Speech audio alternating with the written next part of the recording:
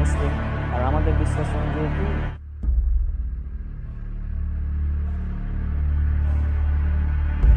তা যদি তুমি তো কাল হ্যাপি নিউ ইয়ার বলছো পরশু দিন, যদি বেশি খারাপ করিস তোর এমন অবস্থা করবো বলবে যাবেন। জি ভাই, ভিতরে আসুন। স্বাস্থ্যের ক্ষতি হবে, তাহলে কিছু বিস্কুটটা খাবো। তাহলে কোনো ডেট ওভার বিস্কিট, ডেট নাই বিস্কিটের, ওটা খাবি তুই না? তো যেখানে একটা ডেট ওভার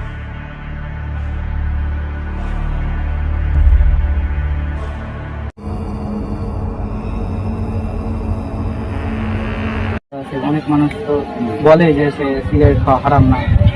আচ্ছা, যারা বলে সিগারেট খাওয়া হারাম না, তারা নিজেরাই সিগারেটের সঙ্গে জড়িত। সিগারেট না, সিগারেট, জর্দা, গুল, তামাক, অনেক হুজুর তো আছে যারা বলে হুজুররাও এর সঙ্গে জড়িত, কিছু বলার নাই। হ্যাঁ, এখন যে হুজুর নিজে খায় সে তো আর বলবে না এটা হারাম, ঠিক না? হারাম কিভাবে হয়? আমি তো শুনেছি হারাম না, মাত্র। আচ্ছা, হারাম কিভাবে হয়? দলিল সুনানি ইবনে মাজাহ হাদিস নাম্বার 3388। রাসূল সাল্লাল্লাহু আলাইহি ওয়াসাল্লাম বলছেন প্রত্যেক নেশাদার দ্রব্য হারাম, অর্থাৎ বিড়ি, সিগারেট, জর্দাগুল সবই হারাম। এখন সিগারেট নেশাদার দ্রব্য কিনা, যারা দেখবি 20-30 বছর ধরে সিগারেট খায় তাদেরকে বলবি যে আঙ্কেল আপনি সিগারেট খাওয়া ছেড়ে দিন, সে ছাড়তে পারবে না। কারণ কি? কারণ তার এই এতদিন ধরে খাওয়ার কারণে নেশা হয়ে গেছে। অর্থাৎ এটা একদম প্রমাণিত যে সিগারেট এটা হচ্ছে নেশাদার দ্রব্য। এই জন্য মানে যারা অনেক দিন ধরে নেশা করে তা ছাড়তে পারে না। তবে অনেকেই বিষয়টা মানতে চায় না যে সিগারেট আবার কি এমন ক্ষতি করে। তো এই শুধু গুগল একবার সার্চ করবি যে প্রতি বছর ধূমপানের ফলে কত মানুষ মারা যায়। আমি দেখেছিলাম 80 লক্ষ, অর্থাৎ 8 মিলিয়ন মানুষ মারা যায় প্রতি বছর ধূমপানের কারণে। আর এই ধূমপান করা স্বাস্থ্যের পক্ষে এতটাই ক্ষতিকর যে এটা এত ক্যান্সারের কারণ লেখাই থাকে। তারপরেও এই ধূমপান করার ফলে শুধু নিজের ক্ষতি এমন না, পরিবেশের ক্ষতি হয়। তারপর তুমি যদি আশেপাশে যারা থাকে তাদের পাশে যদি সিগারেট খাও তাদেরও ক্ষতি হয়। আর ওই রিপোর্টে আরও দেখেছিলাম যে প্রতি বছর প্রায় 8 মিলিয়ন মানুষ তো মারা যায় সরাসরি ধূমপানের কারণে, কিন্তু ধূমপানের ফলে প্রভাবিত হয়ে, অর্থাৎ মানে যারা ধূমপান করে না কিন্তু ধূমপায়ীদের আশেপাশে থাকে, এই জন্য তারাও এর দ্বারা মানে অ্যাট্রাক্ট হয়ে যায়, ফলে তারাও মারা যায়। এরকম মানুষের সংখ্যা প্রতি বছর প্রায় 1.2 মিলিয়ন। তাহলে চিন্তা কর কী অবস্থা, ধূমপান কতটা ক্ষতিকর।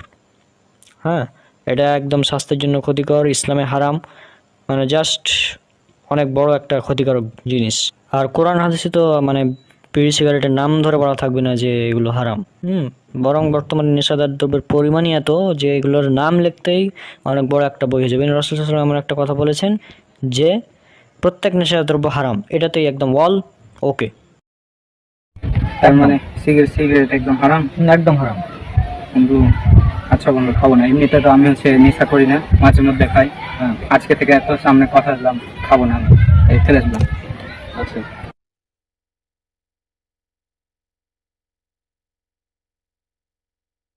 আচ্ছা বন্ধু, ধন্যবাদ বন্ধু।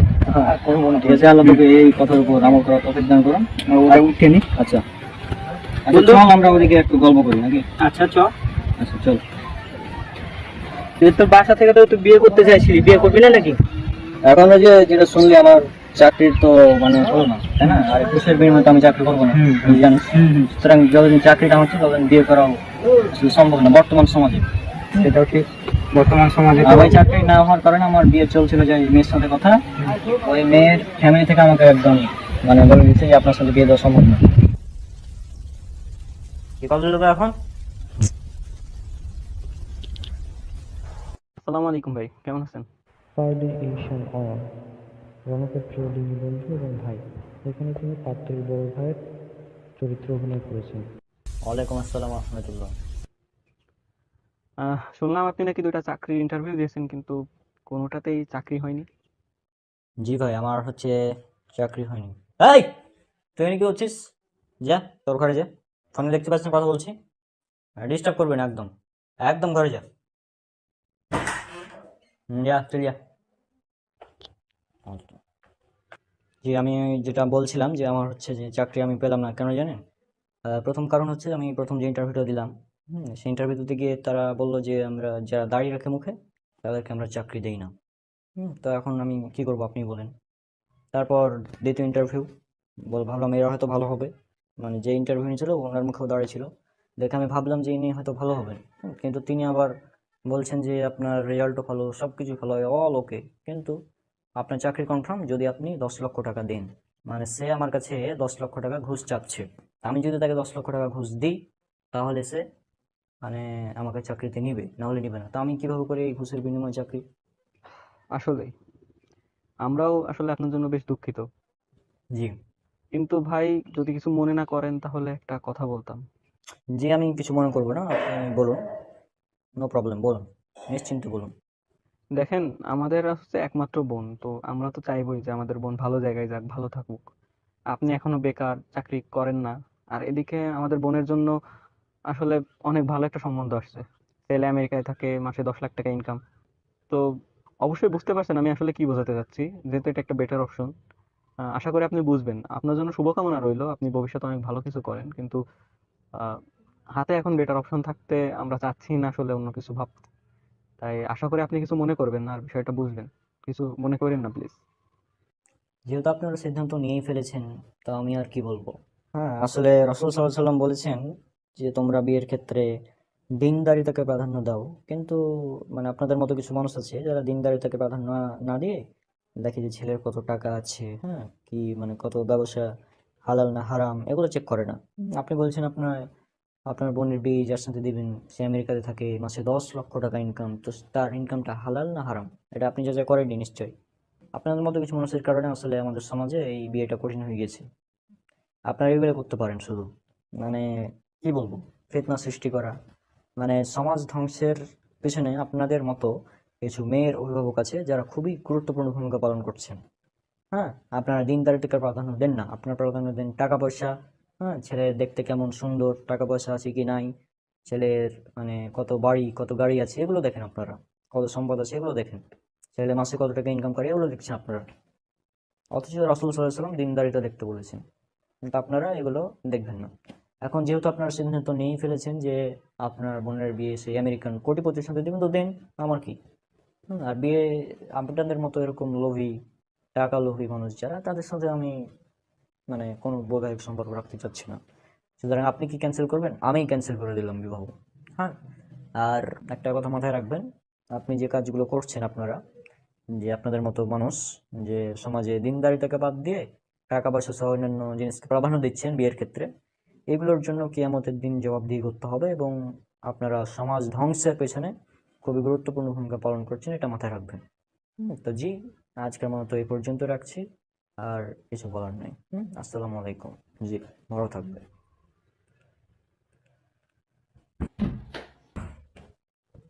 কিন্তু এটা অনেক ব্যাপার, চলো দিকে মিলে গল্প করি। আচ্ছা চ। আচ্ছা।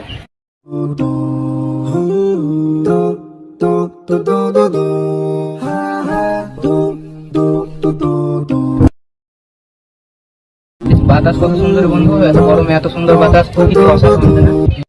হ্যাঁ, সবই আল্লাহর সৃষ্টি, অসাধারণ সৃষ্টি। আচ্ছা, তোর সাথে একটা বিষয় কথা ছিল, তুই কি নামাজটা নিয়মিত পড়ছিস নাকি? না রে বন্ধু, নিয়মিত পড়া হচ্ছে না, কেন মানুষের মধ্যে মন চাইছে না যেতে। এখন এটা তোমার দায়িত্ব, তুই যে তোমার বন্ধু, বেস্ট ফ্রেন্ড, তাই না? অনেক হাদিসে নামাজের গুরুত্ব সম্পর্কে বলা হয়েছে, এবং পবিত্র কোরআন একটা আয়াত আছে, এটা পবিত্র কোরআনের সূরা মুদাসসির সূরা নম্বর 74 আয়াত 42 এবং 43। আল্লাহ সুবহানাহু ওয়া তাআলা বলছেন, সেদিন অপরাধীদেরকে জিজ্ঞেস করা হবে যে কিসে তোমাদেরকে জাহান্নামে নিক্ষেপ করলো। অপরাধীরা বলবে, আমরা সালাত আদায়কারীদের অন্তর্ভুক্ত ছিলাম না, অর্থাৎ আমরা নামাজ পড়তাম না। তাহলে আমরা কি পেলাম, যে জাহান্নামে যাওয়ার প্রধান কারণ হচ্ছে নামাজ না পড়া। তারপর এটা সূরা আপনারা অনেকে জানেন, ছোট সূরা, সূরা মাউন 107 নম্বর সূরা আয়াত 4 এবং 5। এখানে বলা হচ্ছে দুর্ভোগ যেসব নামাজীদের জন্য যারা তাদের নামাজে অলস। তাহলে চিন্তা কর, যারা তাদের যেসব নামাজে অলস তাদের মানে জন্য দুর্ভোগ, তাহলে যারা নামাজ পড়ে না তাহলে তাদের কি অবস্থা হতে পারে একবার চিন্তা কর। রাসূল সাল্লাল্লাহু আলাইহি সাল্লাম বলেছেন, এটা আছে সহিহ মুসলিম হাদিস নম্বর 148 এবং 149, যে আমাদের এবং কাফিরদের মধ্যে পার্থক্য হচ্ছে সলাৎ ত্যাগ করা। যে ব্যক্তি সলাৎ পড়ে সে মুসলিম, যে ব্যক্তি সলাৎ পড়ে না সে মুসলিম নয়। এছাড়াও আরও অনেক হাদিস আছে, যেমন কিতাবুল ঈমান জামে তিরমিজিতে উল্লেখ করা আছে 2622 নম্বর হাদিস, যে রাসূলুল্লাহ সাল্লাল্লাহু আলাইহি ওয়াসাল্লামের প্রত্যেক সাহাবী অন্য কোনো আমল ছেড়ে দেওয়াকে কুফরি মনে করতেন না, সলাৎ ছেড়ে দেওয়া ব্যতীত। অর্থাৎ তারা অন্য কোনো আমল ছেড়ে দেওয়াকে কুফরি মনে করতেন না, কেবলমাত্র সলাৎ ছেড়ে দেওয়া ব্যতীত। অর্থাৎ কেউ যদি না মানে রোজা ছেড়ে দিত সেটা কুফরি না, কেউ যদি হজ ছেড়ে দিত সেটা কুফরি মনে করতেন না, কেবলমাত্র কেউ যদি সলাৎ ছেড়ে দিত তাহলে সেটা তারা কুফরি মনে করতেন। নাসাই হাদিস নম্বর 465, রাসূল সাল্লাল্লাহু আলাইহি ওয়াসাল্লাম বলছেন, কিয়ামতের দিন সর্বপ্রথম যে আমলের হিসাব নেওয়া হবে সেটা হচ্ছে সলাৎ। যা সলাৎ ঠিক থাকবে তার বাকি আমলগুলোও ঠিক থাকবে। এখন একটা বিষয় চিন্তা কর, আমি একটা পরীক্ষা দিচ্ছি, এখন আমার গণিতের খাতা দেখা হচ্ছে, এখন আমি যদি গণিতে মানে 0 পাই তাহলে কি আমার রেজাল্ট পাস আসবে না ফেল আসবে? পাস আসবে না ফেল আসবে? চলে অবশ্যই ফেলে আসবে, তাই না? আবার এখানে আরেকটা বিষয় চলে আসে, অনেকে বলে যে আমি 4 ওয়াক্ত নামাজ পড়ি, 5 ওয়াক্ত পড়া হয় না। হ্যাঁ, ওটা বলে অনেকে বলে, অনেকে বলে না যে আমি নামাজ পড়ি তো 4 ওয়াক্ত পড়ি, ফজরেরটা পড়তে পারি না। এখন যত হচ্ছে, একটা হচ্ছে ইচ্ছাকৃত ছেড়ে দেওয়া, আর একটা হচ্ছে মানে মানে ভুল, মানে ছুটে গেছে আর কি, ঘুমের কারণে, বিভিন্ন কারণে। দুটা কারণ। যদি ইচ্ছাকৃত ছাড়া হয় তাদের ক্ষেত্রে বিষয়টা হবে এমন যে আমি আমার 6টা সাবজেক্টের মধ্যে আমি 5টাতে একদম 90+ নাম্বার, 90-এর উপরে, কিন্তু একটা সাবজেক্টে ফেল, রেজাল্ট কি আসবে? রেজাল্ট প্লাস ফেল আসবে। তো সেরকম বিষয়টা হচ্ছে, আমি 5 ওয়াক্ত নামাজ, এখন আমি যদি 4 ওয়াক্ত পড়ি তো এই 4 ওয়াক্তটা কাউন্ট হবে না, আসলে ফেল আসবে রেজাল্টটা হিসাবে। আসলে নামাজের গুরুত্বটা অনেক, আমাদের রাসূল সাল্লাল্লাহু আলাইহি ওয়াসাল্লাম তিনি বলেছেন, সব হাদিসে অনেক বিষয়গুলো আছে। হ্যাঁ, আর এটা আমার দায়িত্ব ছিল তোকে জানিয়ে দেওয়া।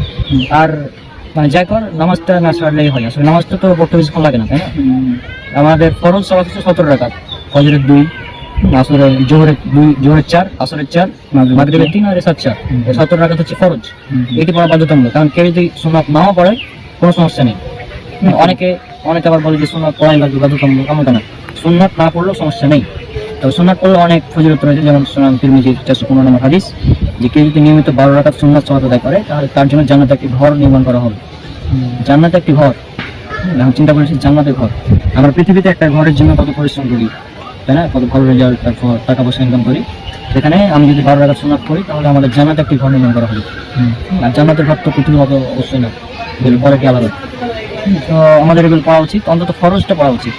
হ্যাঁ, আর নামাজ অনেকে একসাথে ধরতে পারবে না, যারা বেনামাজি, একসাথে ধরা সম্ভব না। তাকে মানে ছেড়ে ধরতে হবে আর কি। প্রথমে মনে করবো যে আমি এই মাগরিবের সালাতটা জীবনও ছাড়বো না, যাই হয়ে যায়। প্রথমে মাগরিব ধরলাম, তোরা মাগরিব এশা অন্যান্যগুলো, আমি তো নিজে একসাথে নামাজ পড়তাম না। হ্যাঁ, তা আমি সর্বপ্রথম মাগরিব নামাজটা ধরলাম, তারপর মাগরিব এশা, তারপর ধীরে ধীরে আমি নামাজগুলো ধরেছি। এরপর থেকে আমার নামাজটা আসলে ছুটে না। হ্যাঁ, আর এটা আসলে অভ্যাসের ব্যাপার, যদি অভ্যাস হয়ে যায় তাহলে নামাজ না পড়লে আসলে কেমন লাগবে, যদি অভ্যাসটা হয়ে যায় আর কি। তো এটা খুবই জরুরি, নামাজ আমাদের নিয়মিত পড়তে হবে। আর এখানে আরেকটা বিষয়, আমাদের মধ্যে অনেকে আছে, অনেকেই পাপের সাথে জড়িত বর্তমানে। কোন পাপ? সব ধরনের পাপ। হ্যাঁ, কিন্তু পাপ করা এক জিনিস, প্রকাশ করা একটা বড় ব্যাপার। মানে প্রকাশ করা যাবে না। হ্যাঁ, এবং রাসূল সাল্লাল্লাহু আলাইহি ওয়াসাল্লাম বলেছেন, সহিহ বুখারী হাদিস নাম্বার 669 এবং 77, তিনি বলছেন যে আমার প্রত্যেক উম্মতি ক্ষমা পাবে, তবে প্রকাশকারী ব্যতীত, অর্থাৎ যে পাপ প্রকাশ করবে তাকে ব্যতীত প্রত্যেককে ক্ষমা করে দেওয়া হবে। কেন? কারণ আল্লাহ সুবহানাহু ওয়া তাআলা আমার পাপটি গোপন রেখেছেন, কিন্তু আমি বলে দিলাম পরের দিন যে শোনো আমি এই পাপটা করেছি গতকালতে, এরকম। এই কারণেই মূলত পাপ ক্ষমা করা হবে না, প্রকাশ করার কারণে। অর্থাৎ পাপ করলেও আমাদের পাপটা প্রকাশ করা যাবে না, অর্থাৎ গোপনে যদি পাপ হয়ে যায়, গোপনে আল্লাহর কাছে ক্ষমা চাইবো, কিন্তু ওই পাপটা প্রকাশ যেন না হয়। হ্যাঁ, এটা জানতে হবে। আমাদের পাপ প্রকাশ করা যাবে না। পাপ তো এখন বিনা পাপে কি আছে বর্তমানে? আর বর্তমানে পাপ করে না এমন কেমন কোনো মানুষ আছে কি? এটা তো টেকনোলজির যুগ, এখন আসলে সব পাপ আমাদের হাতের মুঠোয়, আমরা এখন যা ইচ্ছা তাই করতে পারি। আরেকটা বিষয় কথা ছিল, সেটা হচ্ছে আমাদের মধ্যে অনেকেই সোশ্যাল মিডিয়াতে গান বাজনা শেয়ার করে, নাটক সিনেমা দেখে। হ্যাঁ, এখন আমি যদি গান নিজে শুনি, আমি একটা নাটক সিনেমা দেখলাম, এটা হচ্ছে আমার গুণাগার একটা। এখন আমি যদি এটাকে শেয়ার করি তাহলে আমার মাধ্যমে যতজনে গান শুনবে বা এই সিনেমা দেখবে, নাটক দেখবে, তাদের সমপরিমাণ আমলনামা আমার আমলনামা দিয়ে দেওয়া হবে। এটা কিন্তু আমি বানিয়ে বলছি না, এটা রাসূল সাল্লাল্লাহু আলাইহি ওয়াসাল্লাম তিনি বলেছেন। সহিহ মুসলিমের হাদিস 6697, তিরমিজিতে আছে 2674 এবং আবু দাউদে 4609। একদম বলেছে যে যে ব্যক্তি কোনো মানুষকে ভালো কাজের দিকে ডাকবে, সে তার সমপরিমাণ মানে আমল নামায় সওয়াব পাবে, অর্থাৎ ভালো কাজে সওয়াব পাবে। আমি যদি কাউকে একটি ভালো কাজের আদেশ দিলাম, ওই ভালো কাজটা যতজন পালন করবে তাদের সমপরিমাণ নেকি আমার আমল নামায় দেওয়া হবে। একইভাবে সমপরিমাণ পাপ, যদি আমি কোনো পাপ করি, পাপটা শেয়ার করি, তাহলে সমপরিমাণ পাপ আমার আমল নামায় দিয়ে দেওয়া হবে। সুতরাং এটা অনেক পাপ হয়ে যাবে। এখন বিষয়টা হচ্ছে, আমি যদি একটা গান শেয়ার করি আর সেই গানে যদি 1 মিলিয়ন ভিউ হয়, তাহলে ওই 1 মিলিয়ন মানুষের যে পাপ, সে পাপ আমার আমল নামে দিয়ে দেওয়া হবে। এখন আমরা নিজেদের পাপ নেই মানে পারি না, টানাছাড়া করতে হচ্ছে, সেখানে যদি 1 মিলিয়ন মানুষের পাপ দেওয়া হয় তাহলে কি অবস্থা হতে পারে? অনেক, তো তাহলে কি অবস্থা হবে? তো সেই জন্য আমি বলি যে পাপ তো হবেই, পাপ ছাড়া কেউ থাকতে পারবে না, খুবই মুশকিল। আমাদের পাপ থেকে তওবা করতে হবে এবং পাপ শেয়ার করা যাবে না, এটা হচ্ছে মূল কথা। আর গোপনে পাপ হয়ে গেলে গোপনে আল্লাহর কাছে ক্ষমা যেতে হবে। এখানে ভুলে বলা যাবে না যে আমি এটা করেছি, এই করেছি, সেই করেছি। হ্যাঁ, এগুলো বলা যাবে না। নতুন কিছু শিখলাম বন্ধু আছে। বন্ধু আমাকে একটা কথা বলতো, আমি যে এই দুইটা পরে আছি, এই দুইটা পরে থাকা কি হারাম? ঘড়ি আর হাতে আংটি? না, ঘড়ি পরাটা হারাম না, হাতে আংটি পরাটা হারাম না। পুরুষদের জন্য শুধুমাত্র সোনা হারাম, সোনার আংটিগুলোই হারাম। সোনা পুরুষদের জন্য হারাম, এটা তিরমিজির হাদিস 1720। হাদিস উল্লেখ আছে পুরুষদের জন্য সোনা হারাম, তবে মেয়েরা পড়তে পারবে, পুরুষরা নয়। পুরুষরা সোনা ব্যতীত যদি রূপার আংটি বা সাধারণ আংটি হয় তাহলে পড়তে পারে, সমস্যা নেই। যেমন সহিহ মুসলিম হাদিসের মধ্যে হয়েছে 92তে রাসূল সাল্লাল্লাহু আলাইহি ওয়াসাল্লামের একটা আংটি ছিল, রূপার আংটি, যেটাতে লেখা ছিল মুহাম্মদুর রাসূলুল্লাহ। আসলে এটা তার সিল হিসেবে কাজ করতো। কিছু বিষয় না, আর ঘড়ি তো এটা তো কোনো ইবাদতের বিষয় না, এটা হারাম হওয়ার কিছু নেই। আচ্ছা, এটা জাস্ট টাইম দেখার একটা মাধ্যম। করে থাকতে হবে, হ্যাঁ, no problem।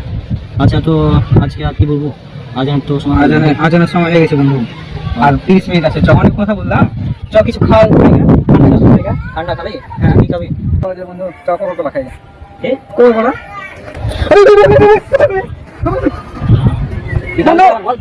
বন্ধু, বন্ধু কি খাবি তুই? ওটা কেন বন্ধু? তুই কি খাবি? বাবার বল, নাম বল। কোকা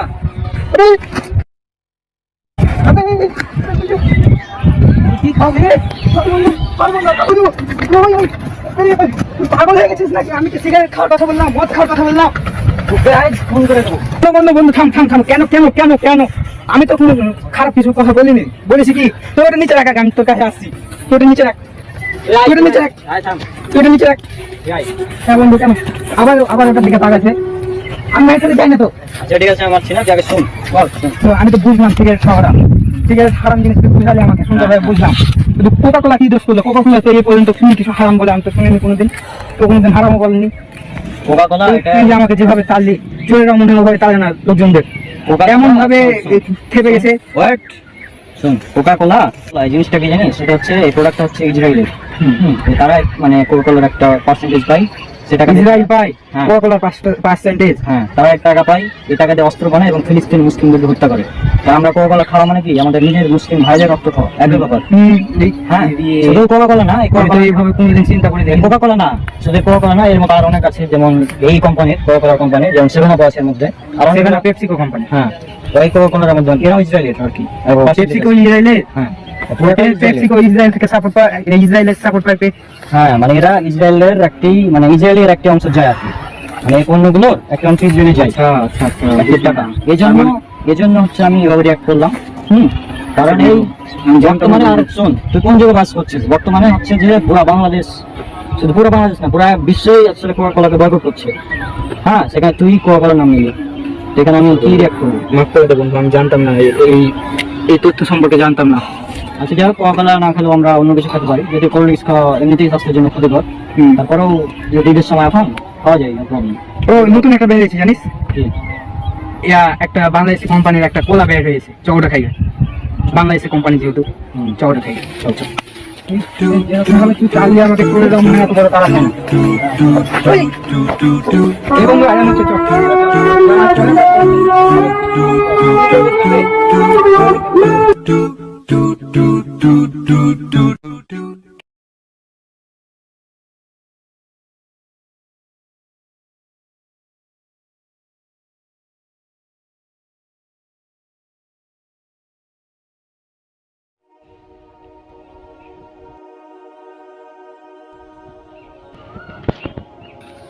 কি খবর?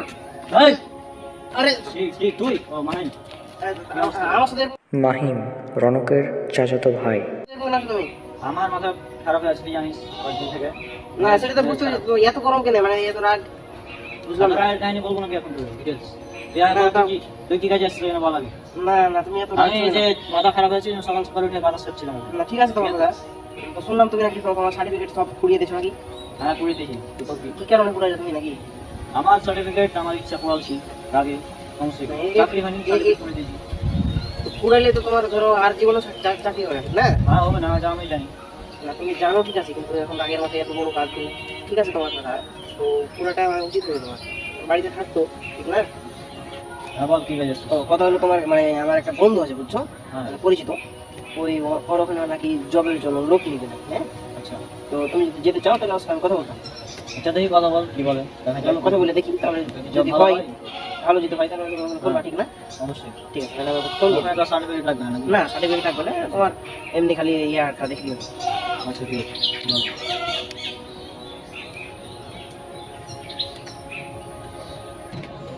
সালাউদ্দিন রনকের চাচাতো ভাই, এখানে তিনি বসের চরিত্রে অভিনয় করেন। হ্যাঁ আসসালামু আলাইকুম সালাম ভাই। হ্যাঁ ওয়ালাইকুম আসসালাম ভাই, বলো। কি খবর, কেমন আছেন? এই তো আছি আলহামদুলিল্লাহ। তুমি কেমন আছো? এই তো আমি আলহামদুলিল্লাহ ভালো আছি। তো আমি ওই যে আপনার দেখেছিলাম যে আপনি নাকি আপনার ওখানে লোক নেবেন নাকি? হ্যাঁ, জবের জন্য তো বলেছিলাম, তোমাকে তো বলেছিলাম, ফেসবুকে ধরো ইয়া দিয়েছিলাম, পোস্ট করছিলাম। হ্যাঁ, ওই জন্য আপনাকে ফোন দিলাম আর কি। মানে আমার একটা ভাই আছে আর কি, বড় ভাই। ও, তোমার বড় ভাই? তো ওর একটা জব প্রয়োজন খুব। হ্যাঁ, তো আমি ওর কি আপনার কাছে পাঠাবো নাকি? আচ্ছা ঠিক আছে, পাঠিয়ে দাও। কখন পাঠাবো তাহলে ওকে? আজকে বিকালে পাঠিয়ে দাও। আচ্ছা ঠিক আছে, আমি ওকে বলে দিচ্ছি আপনি বিকালে চলে যাবেন। ঠিক আছে, আসসালামু আলাইকুম। ওয়ালাইকুম আসসালাম। হ্যাঁ, তো আমি কথা বললাম, তো বিকালে রাখুন।